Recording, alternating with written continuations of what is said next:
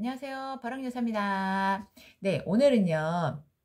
제가 오랫동안 좀 궁금해왔던 걸 여러분들께 한번 소개시켜 드리고 싶어요. 바로 성격 타입과 행복 지수 간의 상관관계 과연 있는가 이 부분이거든요. 그래서 제가 찾아봤어요. 그랬더니 정말 관계가 있을까요? 없을까요? 네, 있더라고요.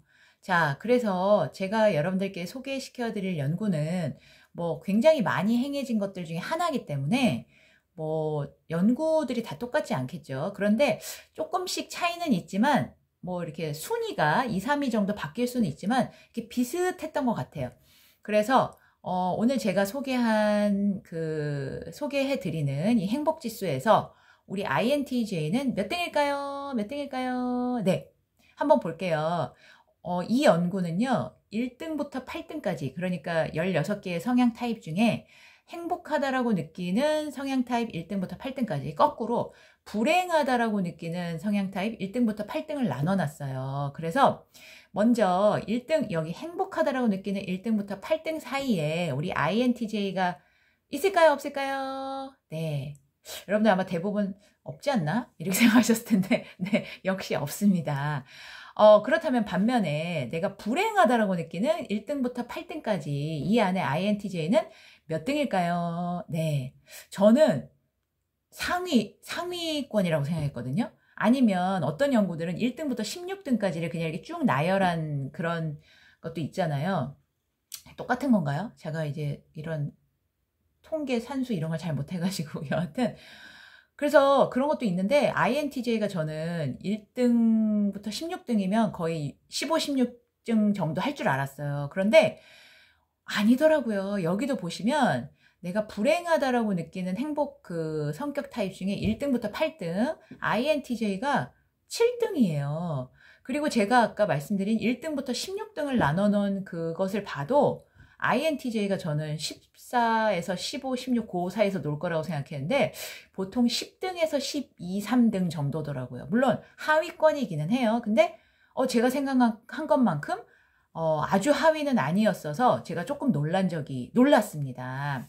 자, 그러면 이 대부분의 연구에서 공통적으로 말하는 게 이가 바로 이 행복 지수를 판가름하는 나의 행복감을 판가름하는 큰 역할을 한다라고 돼 있거든요. 그렇다면 왜 이를 가진 사람들 우리는 이는 뭐 외향적이라고 우리만 생각하고 있는데 왜 그러냐? 이를 가진 분들은요. 우리 뇌에서 행복 호르몬이라고 불리는 도파민이라는 호르몬이 있잖아요. 그게 아이들보다 더 많이 이제 활성화가 되는데 어디에 활성화가 되냐면요. 보상. 예. 그러니까 칭찬, 돈, 뭐 이런 거 있잖아요. 그러니까 주변에 이거 해줄게. 그러면 막 되게 좋아서 해주시는 분들 있잖아요. 그래서 어떤 회사라든가 이런 어떤 사회생활에서는 보상이 없는 경우는 많이 없죠. 그쵸? 그래서 그런 보상이 주어지면 칭찬이든 아니면 돈이든 아니면 뭐 성과급 뭐 그 돈이죠. 아니면 또 뭐가 있죠? 그 승진이든 뭐 여하튼 그런 거 있잖아요. 그런 것들이 이들에게는 굉장히 크게 도파민을 분비하는 아주 큰 요소, 가장은 아니겠지만 큰 요소로 작용한다는 거예요. 그래서 제가 이걸 보고 정말 와 되게 공감이 됐어요. 왜냐하면 저한테는 외부적인 이런 보상이 전혀 도움이 안 되거든요. 그래서 제가 정말 또 저를 좀 열받게 했던 책이 뭐였냐면 칭찬은 고래도 춤추게 한다. 물론 그게 원제는 아닌 걸로 알고 있는데 여하튼 제가 그 책은 읽어보지 않았지만 많은 분들이 칭찬을 하면 모든 거 다 이렇게 좋은 것처럼 근데 사실 칭찬도 그냥 막 하면 안 되는 건데 여하튼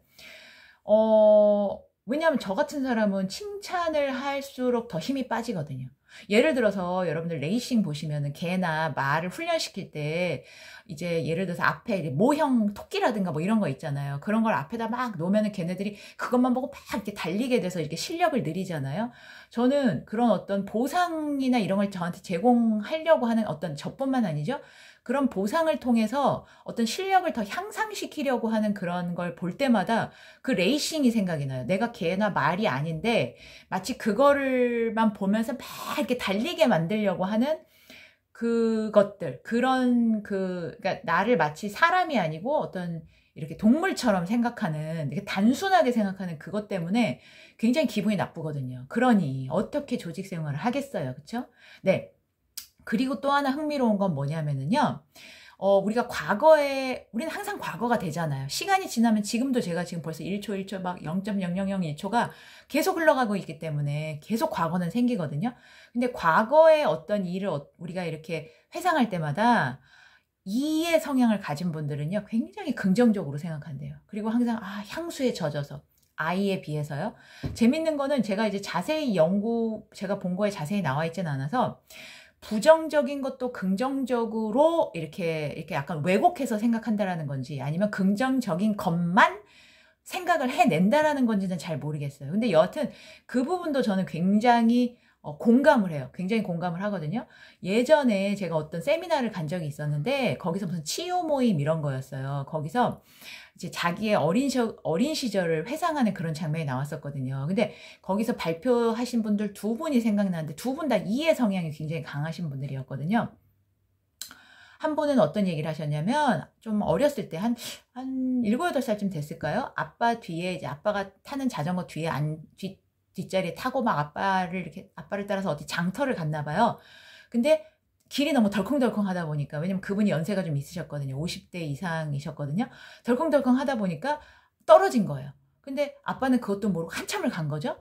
그러니까 이분은 떨어져가지고 막 이제 코에 콘지 이인지가 깨져가지고 피가 줄줄줄줄 났던 거죠. 근데 아빠는 한참 모르고 가다가 막 와가지고 다시 이제 이분을 태워서 어디 장터에 가가지고는 아이스크림을 하나 사줬대요. 그래서 이분의 이야기가 지금 중요한 게 뭐냐면요. 그 떨어져서 피철철이 중요한 얘기가 아니고요.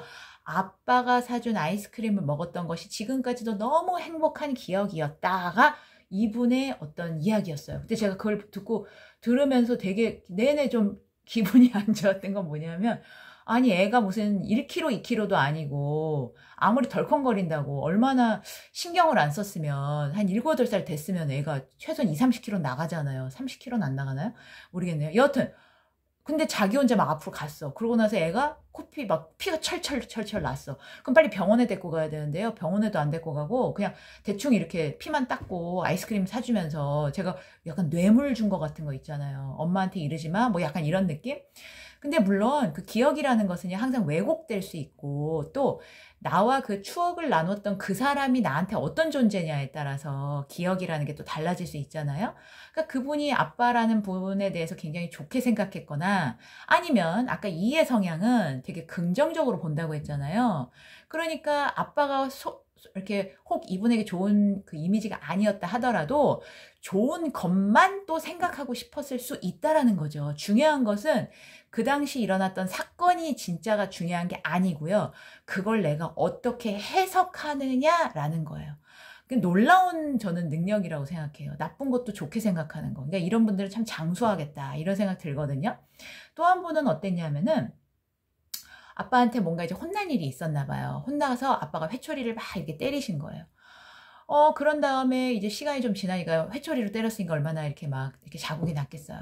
그러니까 나중에 아빠가 막 울면서 막 이렇게 다리에 이렇게 약을 발라줬다는 그런 이야기를 또 하시면서 거기서 아빠의 사랑을 진하게 느꼈다. 이렇게 얘기를 하시더라고요. 근데 그분 역시 아빠의 사랑, 이게 이제 그분의 주였는데, 물론 거기 나온 두 분은요, 모두 결혼을 하셨겠죠, 당연히. 그래서 자식도 이렇게 거의 많이 키워놓으신 분의 상태였어요. 그러니까 부모의 입장에서 또 부모를 보는 것과 부모가 아닌 사람의 입장에서 부모를 보는 건 또 다를 수 있잖아요. 그러니까 저는 싱글의 입장에서 그분의 이야기를 들은 거고, 그분들은 이제 자녀분들도 어느 정도 다 키운 상태에서 그런 얘기를 하셨기 때문에 또 달라졌을 수 있겠지만, 여하튼 여기서 중요한 건 회초리로 아빠가 뒤지게 때렸다. 그게 아닌 거예요.